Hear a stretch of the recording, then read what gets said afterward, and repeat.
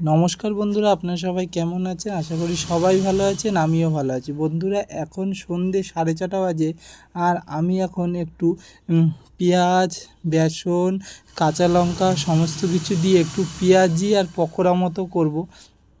তো সেটাই আপনাদের সাথে শেয়ার করব। আর বাইরে বৃষ্টি পড়ছে, এখন কদিন ধরেই বাইরে বৃষ্টি পড়ছে, মানে বৃষ্টি হচ্ছে, তো ঠান্ডা ঠান্ডা ওয়েদার, তো খুব ভালো।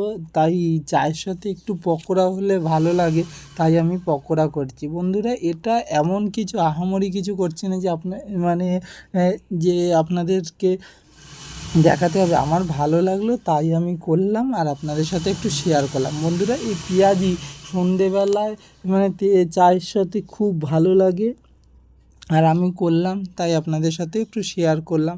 তো আপনাদের কার কার ভালো লাগে একটু কমেন্ট করে জানাবেন। আর এটাই বেশি কিছু দিনই, শুধু আমি দিয়েছি বেসন, পেঁয়াজ লম্বা লম্বা করে কেটে, কাঁচা লঙ্কা আর একটু কারি পাতা দিয়েছি। কারি পাতার গন্ধটা খুব ভালো লাগে, কারি পাতা দিয়েছি। আর নুন হলুদ দিয়ে প্রথমে ফেটিয়ে রেখেছিলাম আধ ঘন্টা। তারপরে আধ ঘন্টা ফেটিয়ে রাখার পর এখন আমি এই গরম তেলের মধ্যে ছেড়ে দিয়েছি। তেলটা একটু গরম হয়ে গেছে, তো আমি এই গরম তেলের মধ্যে ছেড়ে দিচ্ছি।